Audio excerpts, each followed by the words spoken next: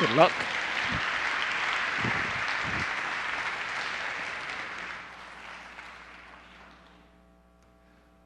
I'm at the altar, sweating in my wool suit.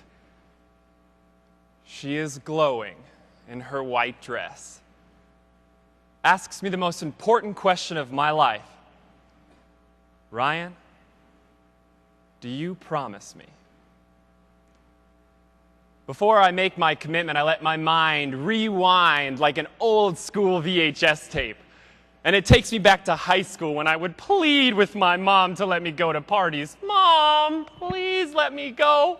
There'll be no alcohol, I promise. Mom, in her nightgown and bunny slippers, smiled sweetly. All right, I trust you. Mr. Contest Chair, fellow Toastmasters, anybody who's ever lied to Mama before. We're having fun in a field of small-town Texas. My friend Taylor passes me another beer when bright lights freeze us in place. The man behind the light, big belly over a belt buckle, lip full of dip. Sheriff Snodgrass. Caught us red-handed, red Solo cups in hand. Boys, it's your lucky night. Either fill this bag to the top with cigarette butts, or we start calling mamas.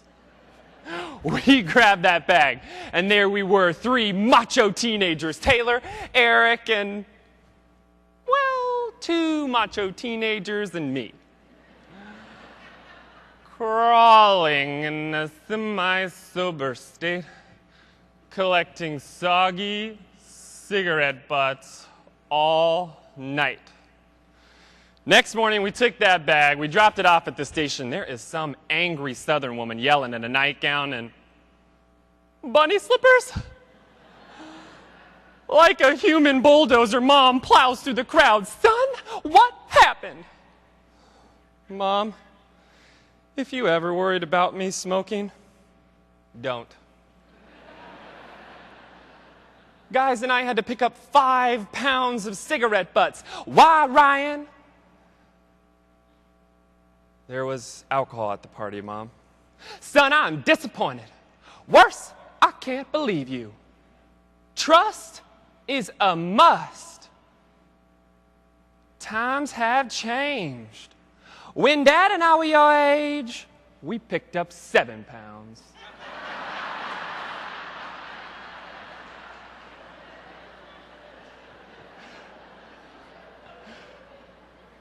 It took me a long time to earn Mom's trust back.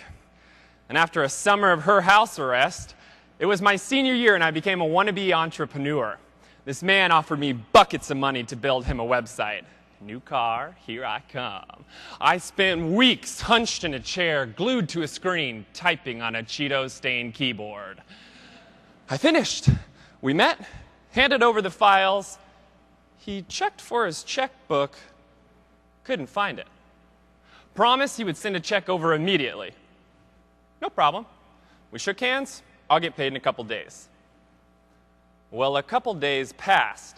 And where I'm from, handshakes mean something. I called him. His phone's disconnected. I Googled him. He gave me a fake name. What? I complained to Mom, and do you know what she said? Trust is a must, isn't it, son? Don't you hate when parents are right? Like one of those annoying hotel alarm clocks that woke me up. How was I supposed to expect a man to keep a handshake when I couldn't even keep a promise to Mom? I learned a promise is only as good as the person who makes it. I was finally able to leave small-town Texas, and I went to college in Colorado. And I met the girl. Tall, curly hair, a tattoo or two.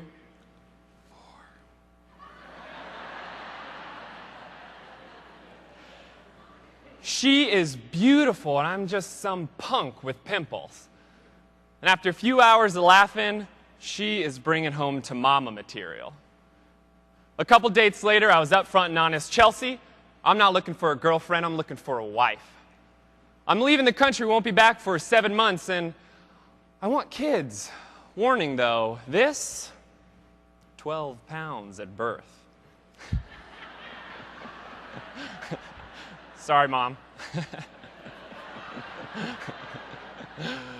I have no idea how I convinced that girl to be my girlfriend, but I did. And we started building our foundation of trust 3,000 miles apart. I wrote her a handwritten letter every day while I was gone. I doodled what our future kids would look like, dreamed of still holding her hand at 90.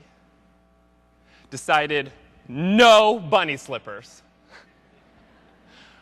When I got back home, I met with Chelsea's parents, and I got that seal of approval. I told them, one day I'll have more business experience. I'll do my best raising a couple 12-pound babies. I will love that girl when her curls turn gray.